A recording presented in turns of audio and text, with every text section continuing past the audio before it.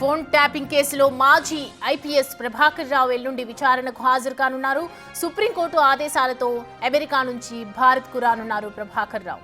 Travel emergency పర్మిట్ను కూడా Indian embassy జారీ చేసింది. దీంతో ఈ రోజు లేదా రేపు హైదరాబాద్లో ప్రభాకర్ రావు అడుగు పెట్టనున్నారు. ఇండియాకు వచ్చిన తర్వాత సిటీ ఎదుట హాజరు కానున్నారు. ప్రభాకర్ రావు నోరు విప్పితేనే ఫోన్ ట్యాపింగ్ కేసు కొలికి వచ్చే అవకాశం ఉంది.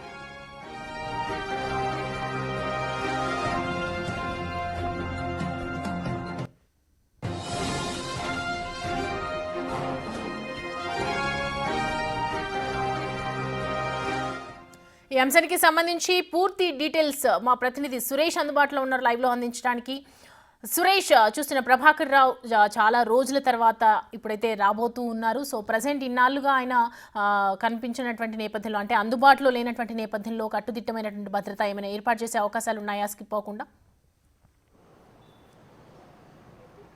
అంటే ఆల్రెడీ ఆయన సుప్రీంకోర్టుకి అండర్టేకింగ్ లెటర్ ఇచ్చాడు. ఖచ్చితంగా 3 రోజుల్లో అమెరికా నుండి హైదరాబాద్కి వచ్చి విచారణకు హాజరవుతానని చెప్పేసి కూడా, ఎక్కడ వేరే దేశాలకు కూడా వెళ్లకుండా అని చెప్పేసి ఒక అండర్టేకింగ్ లెటర్ సుప్రీంకోర్టుకి ఇవ్వడం జరిగింది. ఆయన అమెరికాలోని ఇండియన్ ఎంబసీకి ట్రావెలింగ్ వీసాని అప్రూవ్ చేయాలని చెప్పేసి అప్లికేషన్ పెట్టుకున్న వెంటనే ట్రావెలింగ్ పర్మిట్ని ఆయనకి అందించడం జరిగింది. అది కేవలం 3 రోజులు మాత్రమే అనుమతి ఉంటుంది కాబట్టి ఆ 3 రోజుల్లో అమెరికా నుంచి భారత్కి ప్రభాకర్ రావు వస్తున్నట్టు తెలుస్తుంది. ఈ రోజు లేదా రేపే భారత్కి చేరుకున్న తర్వాత 5వ తారీఖు ఆయన విచారణకు హాజరయ్యే అవకాశం కనబడుతుంది. దానికి సంబంధించిన సమాచారం కూడా దర్యాప్తు బృందానికి ఆయన ఇవ్వడం జరిగింది. కాబట్టి ఆయనపై ఇప్పటికే లుకౌట్ నోటీసులు, రెడ్ కార్నర్ నోటీసులు, అనేక ఏవైతే ప్రభాకర్ రావుని హైదరాబాద్ తీసుకువచ్చే ప్రయత్నాలు ఉంటాయో వాటన్నిటిని కూడా దర్యాప్తు బృందం ప్రయోగించింది. అందులో భాగంగానే ఆయన సుప్రీంకోర్టులో ముందస్తు బెయిల్ పిటిషన్ వేయడంతో సుప్రీంకోర్టు చాలా కీలకమైన ఆదేశాలు జారీ చేయడం జరిగింది. ఆయన ముందస్తు బెయిల్ పిటిషన్ని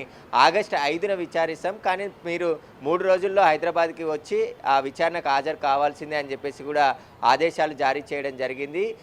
ఈ విచారణకు కూడా పూర్తిగా సహకరించాలని చెప్పేసి కూడా సుప్రీంకోర్టు ఆదేశాలు ఇచ్చింది. ఇక సుప్రీంకోర్టు ఆదేశాలకు ఖచ్చితంగా ఆయన ఇండియాకు రావాల్సిన పరిస్థితి ఏర్పడింది. ఖచ్చితంగా ఆయన వస్తున్నానని చెప్పేసి కూడా దర్యాప్తు బృందానికి సమాచారం ఇచ్చారు. ఈ నెల 5వ తేదీన పోలీసులు ఎదుట హాజరై ఫోన్ ట్యాపింగ్కి సంబంధించిన విచారణని ప్రభాకర్ రావు ఎదుర్కోబోతున్నాడు. అయితే 14 నెలల నుంచి ఆయన అమెరికా పారిపోయి అక్కడే తలదాచుకోవడం జరిగింది. ఈ కేసులో అందరిని అరెస్ట్ చేశారు, అనేక ఎవిడెన్స్ సేకరించారు. కానీ కీలకమైనటువంటి నిందితుడు ప్రభాకర్ రావే. ప్రభాకర్ రావు వచ్చి విచారణకు హాజరవుతేనే ఈ కేసులో ఉన్నటువంటి అనేక చిక్కుముడులు వీరే అవకాశం కనబడుతుంది.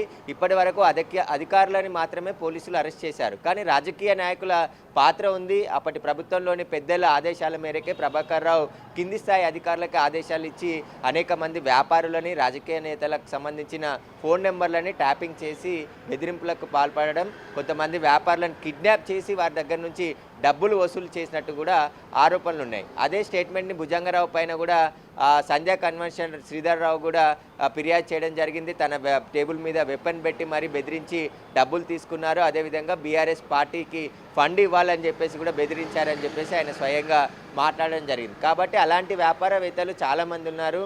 బీఆర్ఎస్ పార్టీ ఫండ్ కోసం చాలామంది వ్యాపారస్తుల ఫోన్ నెంబర్లను ట్యాపింగ్ చేసి వారి వ్యక్తిగత జీవితాల్లోకి వెళ్ళి మరీ బెదిరింపులకు దిగారని చెప్పేసి ఆరోపణలు ఉన్నాయి. వీటికి సంబంధించి ఇప్పుడు ప్రభాకర్ రావు నోరు విప్పితే రాజకీయ నాయకుల పాత్ర బయటకు వచ్చే అవకాశం ఉంది.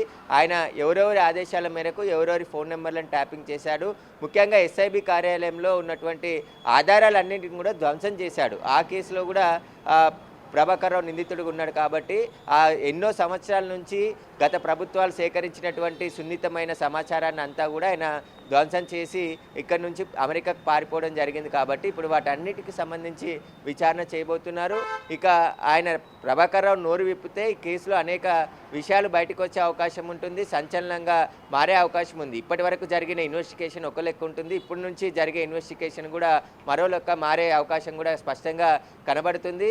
తెలంగాణలో జూన్లో అనేక కేసులు కూడా బయటికి వస్తున్నాయి. విచారణకి ఇప్పటికే కాళేశ్వరంకి సంబంధించిన కమిషన్ ముందు కేసీఆర్ కూడా ఈ నెల 11న విచారణకు హాజరవుతానని చెప్పడం జరిగింది. ఇప్పుడు ప్రభాకర్ రావు కూడా ఇదే నెలలో 5వ తారీఖు ఇప్పుడు విచారణకు వస్తున్నాడు. కాబట్టి అసలు జూన్ నెలలో ఏం జరగబోతుంది అనేది కూడా ఉత్కంఠ నెలకొంది. ఎందుకంటే ప్రభాకర్ రావు ఎస్ఐబి చీఫ్గా పనిచేశాడు. ఆయన అనేక మంది ఫోన్ నెంబర్లను ట్యాపింగ్ చేసి ఆ ఎక్విప్మెంట్ ఎక్కడి నుండి తీసుకొచ్చారు, ప్రభాకర్ రావుకి ఎవరు కొనడానికి డబ్బులు ఇచ్చారు, వాటికి సంబంధించిన పూర్తి విచారణ కూడా ఇప్పుడు దర్యాప్తు బృందం చేయబోతుంది. ఇన్ని రోజుల పాటు దాదాపు 14 నెలల నుంచి ఈ కేసు విచారణ చేసిన దర్యాప్తు బృందం అనేక ఆధారాలను సేకరించడం జరిగింది. వాటిని ఫోరెన్సిక్ ల్యాబ్కి పంపించి అక్కడి నుంచి కొన్ని ఆధారాలు కూడా సేకరించారు. వాటన్నిటిని కూడా ప్రభాకర్ రావు ముందు ఉంచి విచారణ ఇచ్చేందుకు సిద్ధమవుతున్నారు. ఇప్పటికే ప్రభాకర్ రావుని ఏ ప్రశ్నలు అడగాలి, ఏ విధంగా విచారించాలి అనే దానికి సంబంధించిన దర్యాప్తు బృందం సిద్ధమైపోయింది.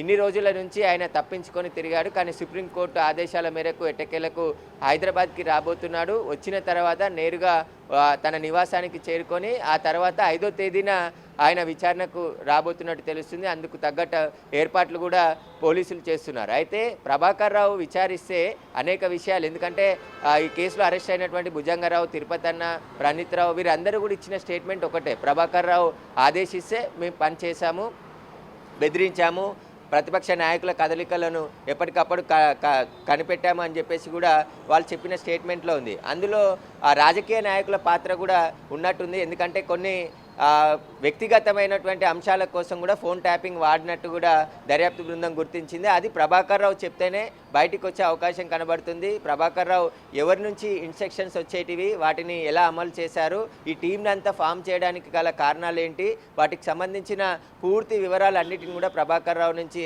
రాబట్టే ప్రయత్నం దర్యాప్తు బృందం చేసే అవకాశం కనబడుతుంది. ఇక బీఆర్ఎస్ పార్టీలో కొంతమంది కీలకమైన నేతల పేర్లు కూడా ప్రభాకర్ రావు చెప్పే అవకాశం ఉంది. ఎందుకంటే ఇంత ఇన్వెస్టిగేషన్ అయింది, అనేక ఆధారాలు దొరికాయి కాబట్టి ఇక ప్రభాకర్ రావు తప్పించుకునే పరిస్థితి లేదు కాబట్టి తాను జరిగినట్టు చెప్పే అవకాశం కూడా కనబడుతుంది. తనకెందుకు ఈ కేసులో ఇరుక్కోవాలని చెప్పేసి ఆయన అనుకుంటున్నట్టు తెలుస్తుంది. ఎందుకంటే సన్నిహితుల దగ్గర కూడా ఆయన చెప్పినట్టు ఇదే విషయం స్పష్టమవుతుంది. కాబట్టి తాను ఏం చేశాడు, ఏం జరిగింది, గత 10 ఏళ్లలో ఆయన ఎస్ఐబిలో పనిచేసినాడు కాబట్టి అక్కడ అసలు ఏ విధంగా, ఎందుకంటే గత ఎన్నికల్లోనే అధికంగా ఫోన్ ట్యాపింగ్లు చేసి ప్రతి ఒక్కరి కదలికలు, ముఖ్యంగా ప్రతిపక్ష నాయకులకు సంబంధించిన కదలికలు, వారికి సహాయం చేసే వ్యాపారవేత్తలకు సంబంధించిన కదలికలు ఎప్పటికప్పుడు తెలుసుకొని వారికి డబ్బు అందకుండా ఈ గత ఎన్నికల్లో ప్రయత్నం చేశామని చెప్పేసి కూడా వారు చెప్పారు. టాస్క్ ఫోర్స్తో పాటు టాస్క్ ఫోర్స్లో రాధాకిషన్ రావు కూడా చాలా కీలకంగా వివరించాడు. ప్రతిపక్ష నాయకులకు సంబంధించిన కదలికలు, మూమెంటు, వారు తరలించే డబ్బులు, వాటికి సంబంధించి అన్నిటిని కూడా స్వాధీనం చేసుకొని కొన్ని లెక్కల్లో కూడా చూపించలేరు అని చెప్పేసి ఆరోపణలు ఉన్నాయి. కాబట్టి ఎన్ని కేసులు నమోదు చేశారు, అసలు ఆ డబ్బులు ఏం చేశారు, వాటికి సంబంధించిన పూర్తి దర్యాప్తు ఇప్పుడు ప్రభాకర్ రావుని విచారిస్తే అన్ని విషయాలు బయటకు వచ్చే అవకాశం కూడా కనబడుతుంది. ఇక ఇప్పటికే ఈ కేసులో భుజంగరావు, తిరుపతన్న, ప్రణీత్ రావు, రాధాకిషన్ రావు ముందస్తు బెయిల్పై విడుదలై బయట ఉన్నారు. వాళ్ళు దాదాపు సంవత్సరం పైగా జైల్లో ఉండి 1 నెల క్రితమే వాళ్ళకి బెయిల్ రావడంతో బయటికి రావడం జరిగింది. కాబట్టి ఈ కేసులో ప్రభాకర్ రావు విచారిస్తేనే చాలా కీలకమైనటువంటి సమాచారం బయటకు వచ్చే అవకాశం ఉంటుంది. కాబట్టి 5వ తేదీన ప్రభాకర్ రావు నోరు విప్పితే రాజకీయ నాయకులకు కూడా నోటీసులు ఇచ్చి విచారించే అవకాశం కూడా కనబడుతుంది.